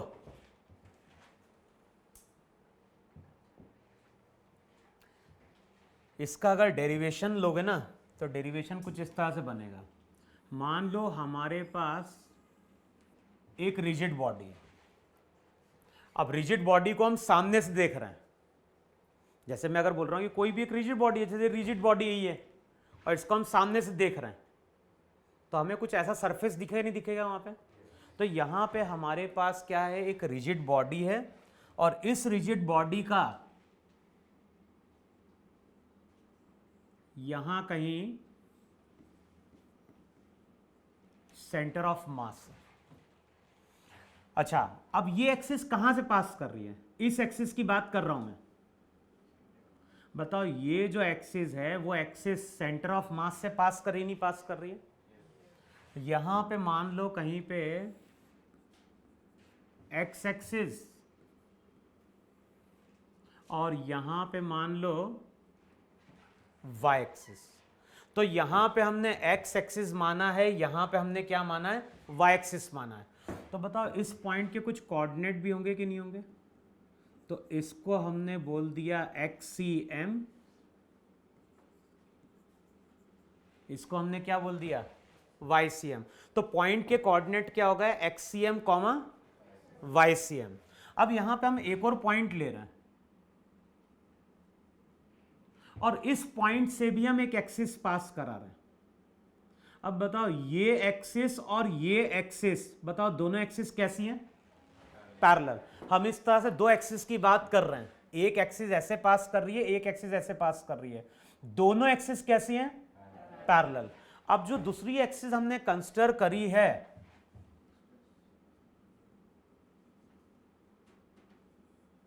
उसमें ये डिस्टेंस A है और ये डिस्टेंस B है। अब बताओ एक को अगर हमने A माना है दूसरे को B माना है तो यहां पे जो कोऑर्डिनेट आएगा, चेक करो, उसको मैं ऐसा लिखूंगा XCM प्लस A, और ये जो कोऑर्डिनेट आएगा इस कोऑर्डिनेट को मैं लिख दूंगा YCM प्लस B। देखो ऐसा लिखोगे नहीं लिखोगे यहां पे। अब हम क्या करने जा रहे हैं, हमें थ्योरम को प्रूव करना है। तो एक बार हम क्या करेंगे, पूरी बॉडी का सेंटर ऑफ मास के about moment of inertia calculate करेंगे और दूसरी बार पूरी बॉडी का हम इस एक्सिस के अबाउट मोमेंट ऑफ इनर्शिया क्या करेंगे, कैलकुलेट करेंगे। अब बताओ इस बॉडी में ऐसे नंबर ऑफ पार्टिकल्स होंगे कि नहीं होंगे, कोई पार्टिकल यहां पे होगा, कोई पार्टिकल यहां पे होगा, तो ऐसे नंबर ऑफ पार्टिकल से मिलके बनी है कि नहीं बनी है बॉडी। हम क्या कर रहे हैं, मान लो यहां पे हमने एक पार्टिकल कंसीडर किया, मान लो ये पार्टिकल है और इस पार्टिकल का कोऑर्डिनेट मैं बोल रहा हूं x1 y1 है और इसका मास m1 है। तो हर पार्टिकल का कुछ मास होगा, उसका कोऑर्डिनेट हम क्या करेंगे x2 y2, फिर नेक्स्ट पार्टिकल को m3 मानेंगे, उसका कोऑर्डिनेट हम क्या करेंगे x3 y3 करेंगे। अब बताओ इस पार्टिकल का इस एक्सिस के अबाउट मोमेंट ऑफ इनर्शिया क्या होगा, बोलो। ये सेंटर ऑफ मास है कि नहीं है और यहां कहीं पार्टिकल है। अब बताओ ये डिस्टेंस कितना लेंगे, ये डिस्टेंस x1 माइनस एक्सीएम लेंगे कि नहीं लेंगे? इस डिस्टेंस को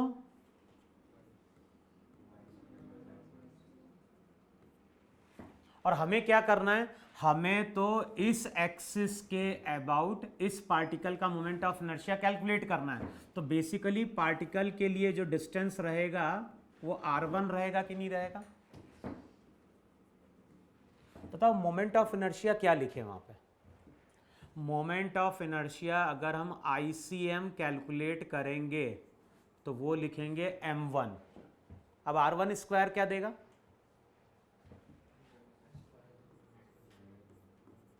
xi माइनस एक्सीएम का होल स्क्वायर प्लस क्या होगा y1 माइनस YCM का होल स्क्वायर देगा। देखो चेक करो ऐसा होगा कि नहीं होगा। हम रिजल्ट यूज करने जा रहे हैं m1 इंटू आर स्क्वायर। इस सेंटर ऑफ मास के अबाउट देख रहे हैं हम मोमेंट ऑफ इनर्शिया। अच्छा अगर मैं कोई दूसरा पार्टिकल लूंगा तो रिजल्ट क्या बन जाएगा? अबे दूसरा पार्टिकल लेंगे तो उसको लिखेंगे m2, फिर क्या लिखोगे वहां पे? y x2 माइनस XCM का होल स्क्वायर प्लस क्या होगा y2 माइनस YCM का होल स्क्वायर। और ये जो रिजल्ट रहेगा कहां तक जाएगा? ये जाएगा वहां पे mn, फिर क्या होगा xn माइनस XCM का whole square plus yn minus YCM का होल स्क्वायर। चेक करो ये पूरी बॉडी के लिए होगा कि नहीं होगा मोमेंट ऑफ इनर्शिया? वहां पे होगा इतना। अच्छा अब इसका जनरल फॉर्मूला क्या बनेगा? ICM। बताओ ICM को हम ऐसा लिख सकते हैं क्या? समेशन ऑफ MI, फिर क्या लिखें XI माइनस XCM का होल स्क्वायर प्लस क्या होगा YI माइनस YCM का होल स्क्वायर। चेक करो ये होगा नहीं होगा। I की वैल्यू वेरी करेगी 1 से लेके n तक। देखो चेक करो ये सही लिखा है नहीं लिखा है ICM? अच्छा जिस तरह से मैंने moment of inertia centre of mass के अबाउट कैलकुलेट किया है वैसे ही मोमेंट ऑफ इनर्शिया हम इस एक्सिस के अबाउट भी कैलकुलेट कर सकते हैं नहीं कैलकुलेट कर सकते हैं? चलो बताओ वहां पे फॉर्मूला क्या बनेगा? बोलो। अब मैं अगर इस एक्सिस की बात करूंगा तो इस एक्सिस के अबाउट अब कैसे कैलकुलेट करेंगे? x1 डिस्टेंस में से क्या चीज माइनस की जाएगी? XCM प्लस a माइनस करेंगे और उसके लिए क्या माइनस करेंगे? उसके लिए माइनस करेंगे YCM plus b।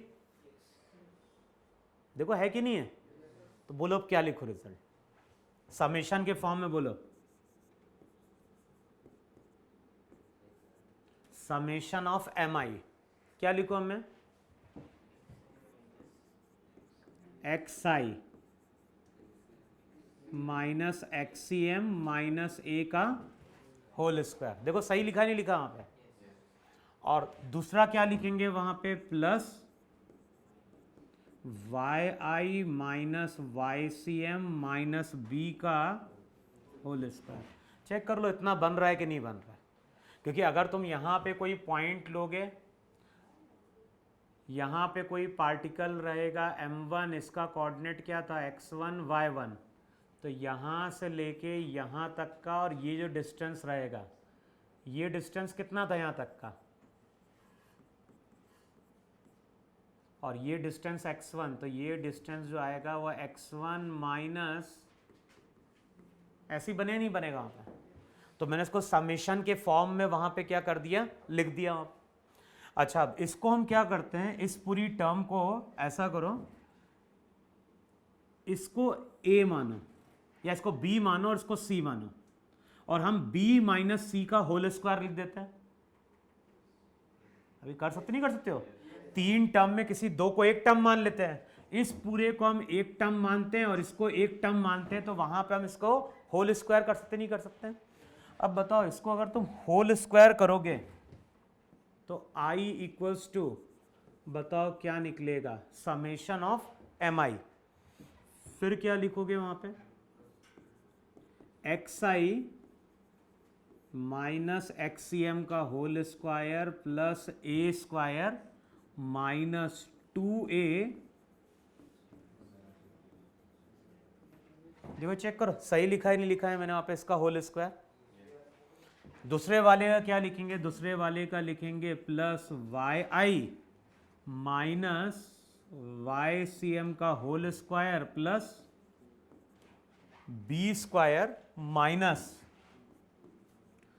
2b Y I minus Y C M, है ना। और इसको यहां पे क्लोज कर दो। चेक करो सही लिखा है नहीं लिखा यहां पे।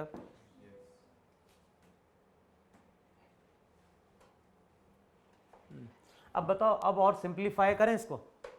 अब और अगर तुम इसको सिंप्लीफाई करोगे तो ये चेक करो रहा, समेशन ऑफ एम आई, पहले इन टर्म को देखो रहा, summation of M I into X I minus XCM का whole square plus summation of M I Y I minus Y C M का होल स्क्वायर। बताओ ये क्या दे देगा, ये आईसीएम देगा कि नहीं देगा? तो अगले स्टेप में हम ऐसा लिख सकते हैं क्या, ICM प्लस, अब क्या आएगा, अब आ गया समेशन ऑफ एम आई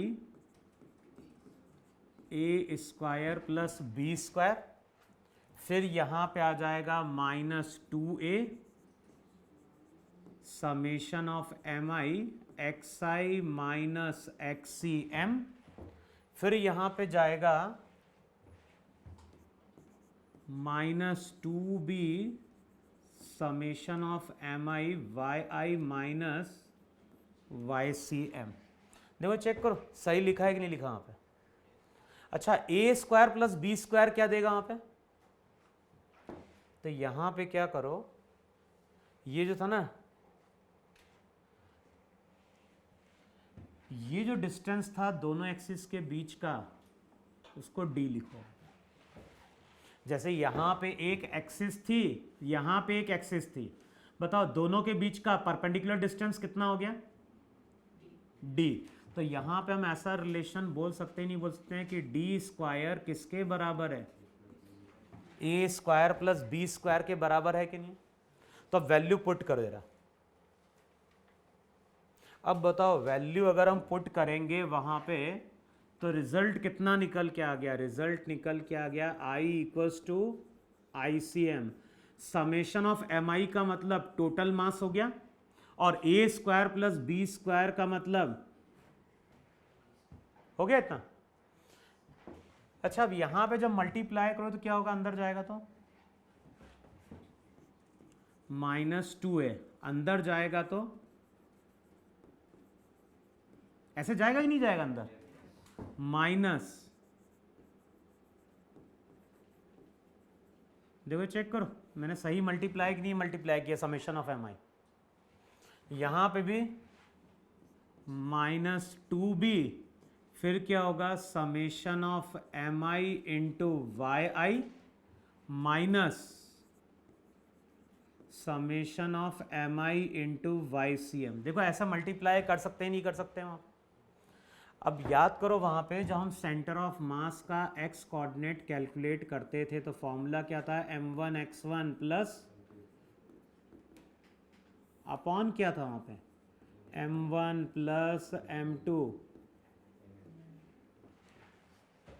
अब बताओ जो नीचे वाली टर्म है वो क्या बन गई, नीचे वाली जो टर्म रहेगी वो हो जाएगी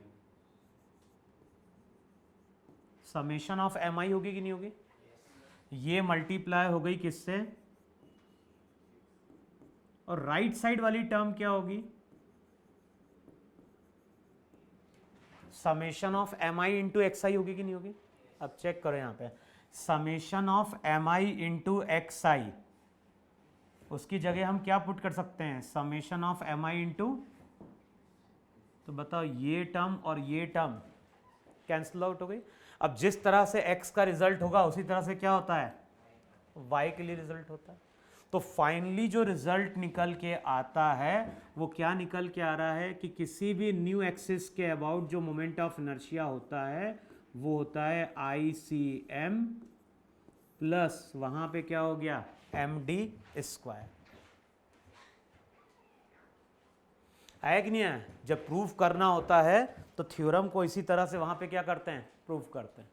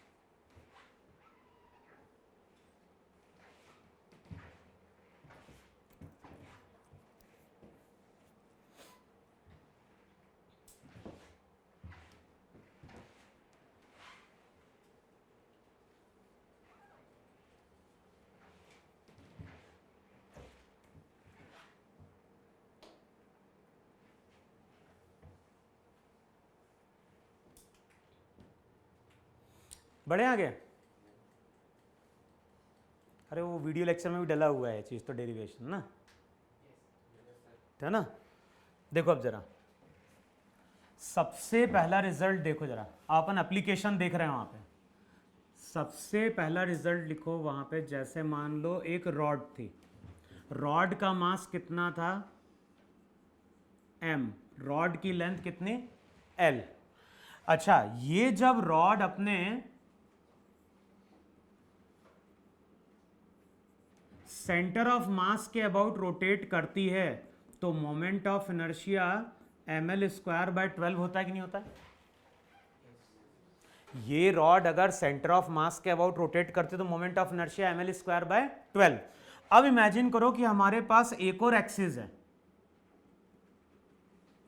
और ये रॉड अपनी इस एक्सिस के अबाउट क्या कर रही है, रोटेट कर रही है। अब बताओ रॉड बेसिकली अपने एंड के अबाउट रोटेट कर रही नहीं रोटेट कर रही है, और हमें इसके अबाउट मोमेंट ऑफ इनर्शिया क्या करना है, कैलकुलेट करना है। बताओ मोमेंट ऑफ इनर्शिया अगर कैलकुलेट करना है तो ये दोनों एक्सिस पैरेलल हैं कि नहीं है? इनमें से एक एक्सिस सेंटर ऑफ मास से पास कर रही है और उसके अबाउट हमें मोमेंट ऑफ इनर्शिया मालूम है। हमें अगर इस एक्सिस के about moment of inertia calculate करना है तो थ्योरम क्या बोलती है, थ्योरम बोलती है आईसीएम प्लस एम इंटू, अब आईसीएम कितना हो गया, आईसीएम हो गया M L square by 12 plus क्या हो जाएगा m। बताओ दोनों एक्सिस के बीच का परपेंडिकुलर डिस्टेंस कितना है, अब करके चेक करो यहाँ पे ml स्क्वायर बाय 3 बन रहा है कि नहीं बन रहा है। और ये चीज हमने इंटीग्रेशन से प्रूव करी थी कि रॉड अगर एंड के अबाउट रोटेट करती है तो moment of inertia ml square by 3 आता है।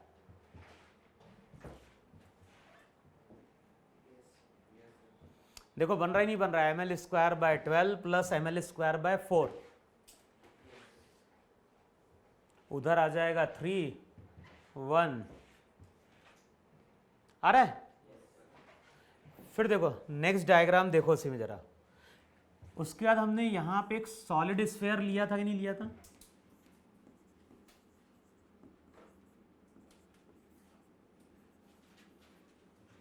और मान लो ये सॉलिड स्फीयर को हमने इस एक्सिस के अबाउट रोटेट कराया। भाई सॉलिड स्फेयर को हमने इस एक्सिस के अबाउट वेल्ड किया और रोटेट कराया, और हमें इस एक्सिस के अबाउट मोमेंट ऑफ इनर्शिया क्या करना है, कैलकुलेट करना है। तो अब कैसे कैलकुलेट करें? तो हम यहां पे एक और एक्सिस इमेजिन कर रहे हैं जो कहां से पास कर रही है, इसके, और हमें मालूम है सेंटर ऑफ मास के अबाउट मोमेंट ऑफ इनर्शिया क्या होता है, 2/5। अगर हम मान लें स्फेयर का मास m है, रेडियस कितना है, r है, तो बताओ ICM 2/5 mr² होगा कि नहीं होगा? अब ये दोनों एक्सिस पैरेलल है, और बताओ दोनों के बीच का डिस्टेंस कितना, तो मोमेंट ऑफ इनर्शिया क्या हो जाएगा, न्यू एक्सिस के अबाउट 2/5 mr² प्लस, अब बताओ मोमेंट ऑफ इनर्शिया कितना बन गया, मोमेंट ऑफ इनर्शिया बन जाएगा 7/5, देखो आएगा कि नहीं आएगा, 7/5 mr²। फिर देखो वहां पे, फिर से यहां पे लो एक सॉलिड स्फेयर, इसका मास m, रेडियस r, और यहां पे हम बात कर रहे हैं सॉलिड स्फेयर की, और इस सॉलिड स्फेयर से यहां पे हमने एक रॉड को लाके वेल्ड कर दिया। तो सॉलिड स्फेयर है, और सॉलिड स्फेयर के सेंटर पे एक रॉड को लाके हम क्या कर रहे हैं, वेल्ड कर रहे हैं। जो भी रॉड है, रॉड की लेंथ मान लो वहां पे 3r है, और रॉड का मास भी m है, दोनों का मास सेम है। स्फेयर का मास, स्फेयर का रेडियस r है, रॉड की लेंथ कितनी है, 3r है। और ये जो भी रॉड है, ये रॉड, ये जो पूरा सिस्टम है, हम रॉड की बात नहीं कर रहे हैं, रॉड को हमने स्फेयर के साथ वेल्ड कर दिया, और वेल्ड करने के बाद इस पूरे सिस्टम को हम इस एक्सिस के अबाउट क्या कर रहे हैं, रोटेट करा रहे हैं। तो बताना क्या है, बताना है कि इस पूरे सिस्टम का इस एक्सिस के अबाउट मोमेंट ऑफ इनर्शिया कितना। अब मैंने क्या बोला था, moment of inertia scalar quantity है, तो इसको हम सिंपली स्केलर क्वांटिटी की तरह क्या कर देंगे, ऐड कर देंगे। अब यहां पे सिस्टम में दो चीजें हैं, एक है रॉड, दूसरा वहां पे क्या है, सॉलिड स्फेयर। तो अब करो, कैसे कैलकुलेट करोगे? सबसे पहले किसका मोमेंट ऑफ इनर्शिया लिख दें हम वहां पे, बताओ रॉड किसके अबाउट रोटेट कर रही है? अबे ये रॉड तो अपने एंड के अबाउट रोटेट कर रही ना, और रॉड का एंड के अबाउट मोमेंट ऑफ इनर्शिया क्या होता है, m L²/3, ये था नहीं था? अगर रॉड की लेंथ l है तो रॉड का मोमेंट ऑफ इनर्शिया हो गया ml²/3। अब बताओ हमें सॉलिड स्फेयर का मोमेंट ऑफ इनर्शिया इस एक्सिस के अबाउट चाहिए कि नहीं चाहिए? तो कैसे मिलेगा, यहां पे एक एक्सिस इमेजिन कर लो, कहां से पास कर रही है,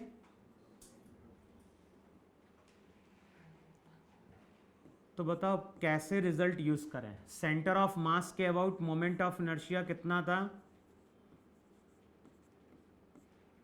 2/5 mr², यही था नहीं था? अब इन दोनों एक्सिस के बीच में डिस्टेंस कितना है, तो यहां पे लिखेंगे m × d²। चेक करो यही मोमेंट ऑफ इनर्शिया है कि नहीं है पूरे सिस्टम का। तो इस तरह से हम पूरे सिस्टम का मोमेंट ऑफ इनर्शिया क्या करेंगे, कैलकुलेट करेंगे वहां पर।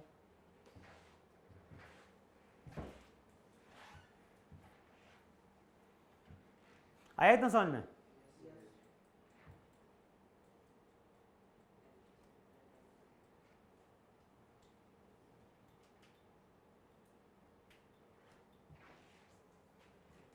रब करो इतना।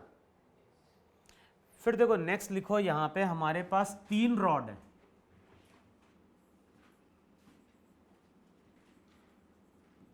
हमारे पास 3 रॉड हैं, ईच रॉड का मास m है, लेंथ कितनी है, l है, और इन तीनों रॉड को मिला के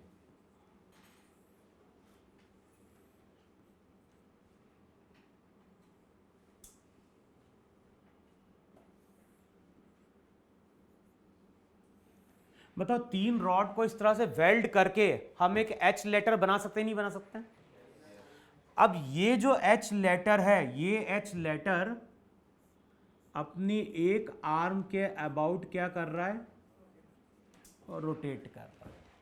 तो बताना है इस एच लेटर का इस एक्सिस के अबाउट मोमेंट ऑफ इनर्शिया कितना।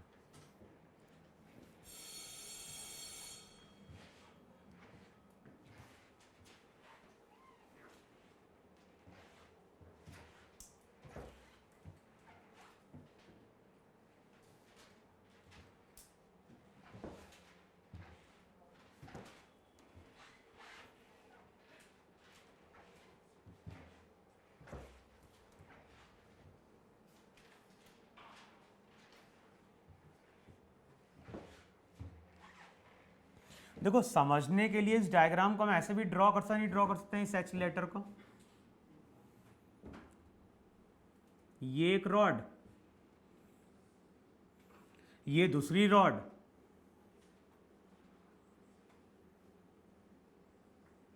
बताओ इस तरह से एक एच लेटर बन गया कि नहीं बन गया। और ये जो एच लेटर है वो अपने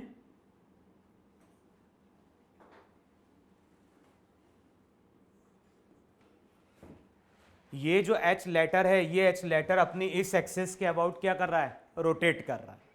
अब बताओ मोमेंट ऑफ इनर्शिया कितना।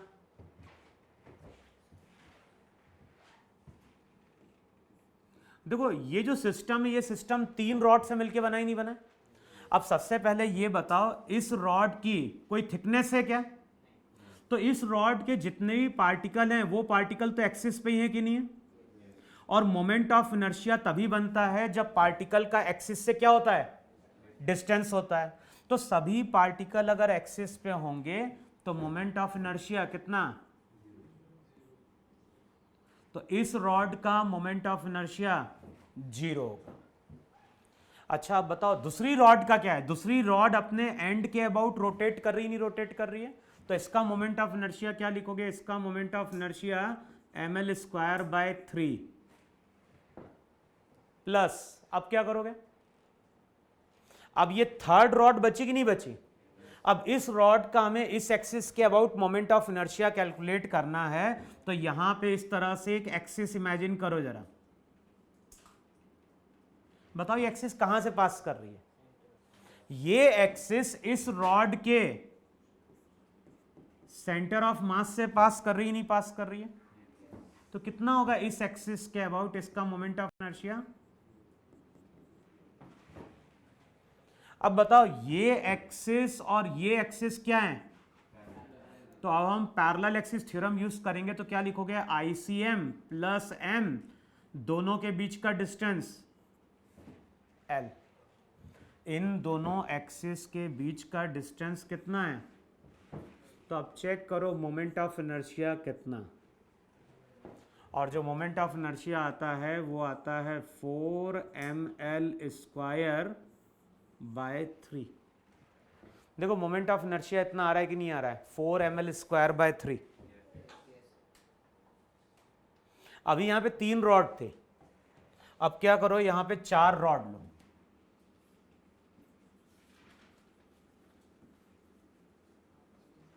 यहां पे 4 रॉड लो, ईच रॉड का मास लो m, लेंथ कितनी l, और इन चारों रॉडों को मिला के अब तुमने इस तरह से ज्वाइन कर दिया।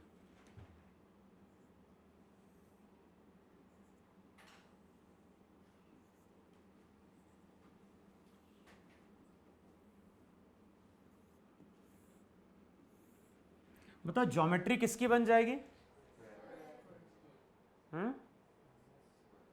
स्क्वायर बोलें कि रोम्बस बोलें इसको, हाँ और कुछ भी नहीं बना सकते क्या इसका, पैरेललोग्राम भी बना सकते हैं वैसे 4 रॉड से मिलके, हाँ अच्छा, अभी हमने इसको स्क्वायर बनाया, तो अभी जो हम बना रहे हैं ना वो यहां बना रहे हैं स्क्वायर।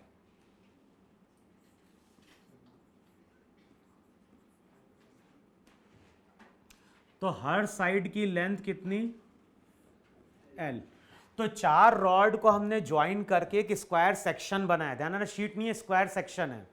और ये जो स्क्वायर सेक्शन है वो अपनी इस एक्सिस के अबाउट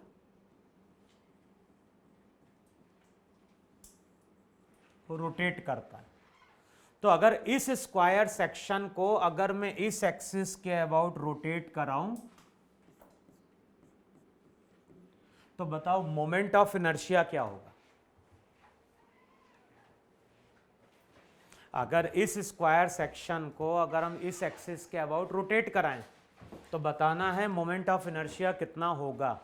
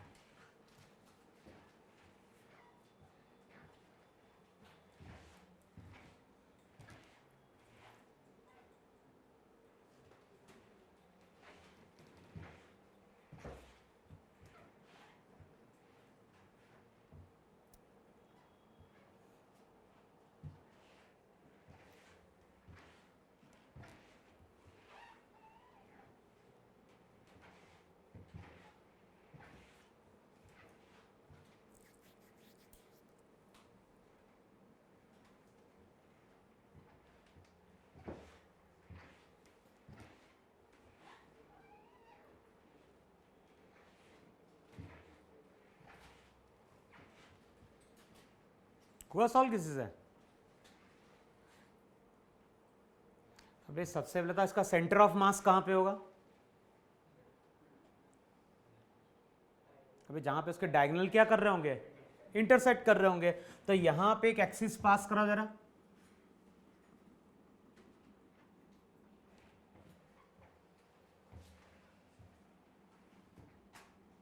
अब चेक कर लेना डायग्राम में। बताओ ये दोनों एक्सिस पैरेलल हो गए कि नहीं हो गए? ये एक्सिस कहां से पास कर रही होगी?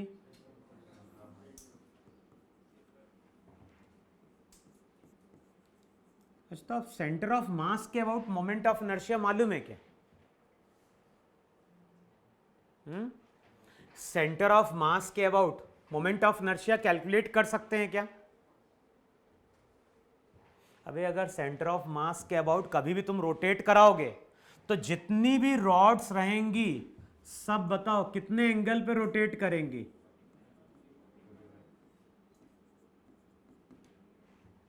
और इससे पहले हम लोग ये रिजल्ट डिस्कस कर चुके हैं, नहीं डिस्कस कर चुके हैं कि कोई रॉड अगर एक्सिस से थीटा एंगल पे रोटेट करती है तो मोमेंट ऑफ इनर्शिया क्या होता है, ml स्क्वायर बाय 3 इंटू,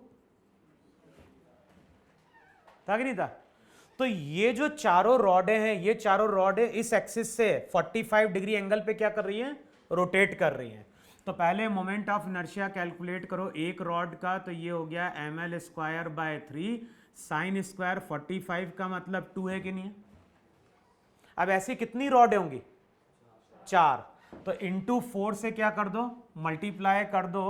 तो चेक करो आंसर जो बनेगा वो 2 ml स्क्वायर बाय 3 बनेगा कि नहीं बनेगा, इंटू 4 कर दो, ये ICM आ जाएगा। अब क्या करेंगे, ये दोनों एक्सिस कैसी हैं,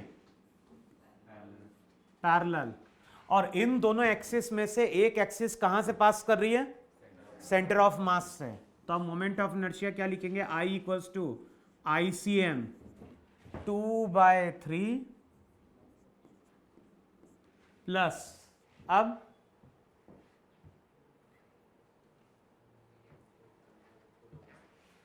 हाँ बोलो अब क्या लिखे यहां पे, अभी I equals to ICM plus mass कितना लें, ध्यान रखना मास तो पूरे सिस्टम का लिया जाएगा ना, तो पूरे सिस्टम का मास कितना है 4m। अच्छा ये d डिस्टेंस होगा, ये d डिस्टेंस कितना होगा l बाय, तो यहां पे हो जाएगा l बाय √2 का स्क्वायर।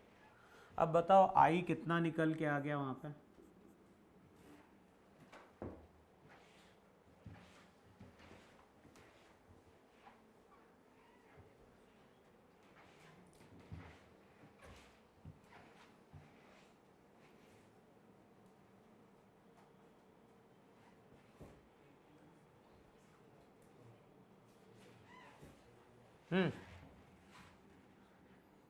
कितना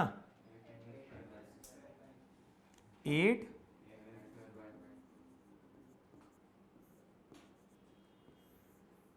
चेक करो ना 8 ml² बाय 3 यही आ रहा है कि और कुछ आएगा, सही है ना वहां पे ml² bye 3 sin square theta.